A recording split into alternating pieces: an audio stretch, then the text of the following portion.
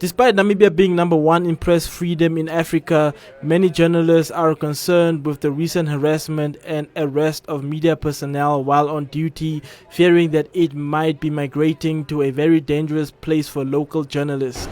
Well, you have to put it in context of the recent event during the shut it all down.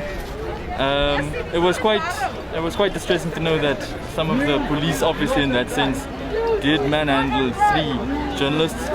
So to think that in our case that it would not happen, but such incidences have been well documented and have known about in the profession, just about how certain sectors of government love to exact basically a strong arm of a sense on the profession of journalism. But let's also not fool ourselves. In some cases, the truth, is always that life is about 2 ways. There are 2 streets or 2 sides to everything. We are here today to stand in solidarity with a number of journalists who've lost their lives while doing their work. We are here to just show them that, we are there for you. Namibia is relatively an easy environment to operate in terms of journalists.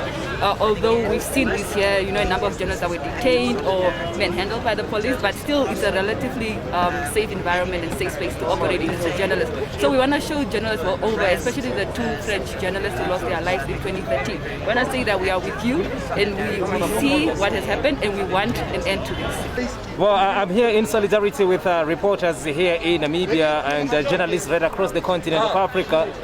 I should say that in Namibia we are in a better position really when it comes to media freedoms, because as you know that we are ranked as the freest press on the continent and we are favorably ranked when it comes to the rest of the world. But at the same time, we do have a noble obligation to make sure that if there are any serious fault lines and tremors that might be appearing in our system, at the earliest we have to be taking action.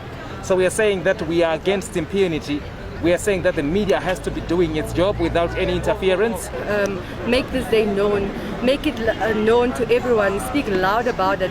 I think also journalists, we are quite put to the side, you do your job, you go home. But there comes a time and a place where journalists truly need to speak when it comes to crimes against them, from being imprisoned to being killed. We still have questions of many journalists in Africa. And yes, press freedom in Namibia we might be first in Africa, but we just saw recently journalists were arrested for just simply doing their job. We are gathered here to say no to impunity. Journalism is not a crime, basically that's our hashtag.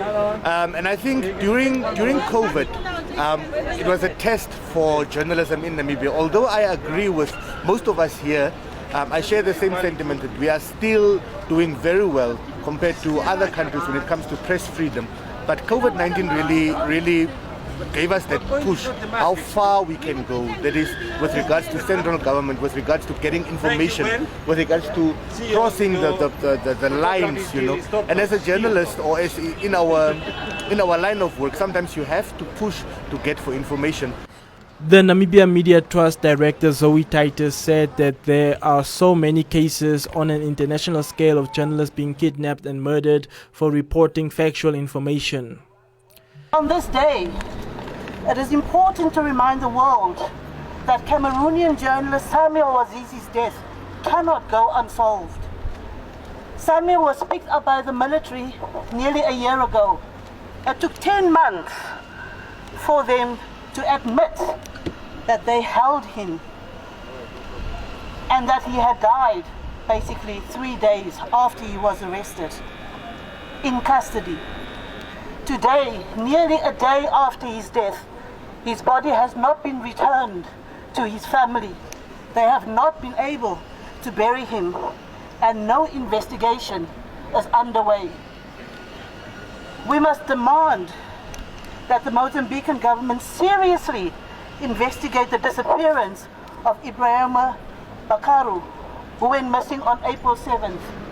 The last words before he disappeared was a text to a colleague saying, "I'm surrounded by the military.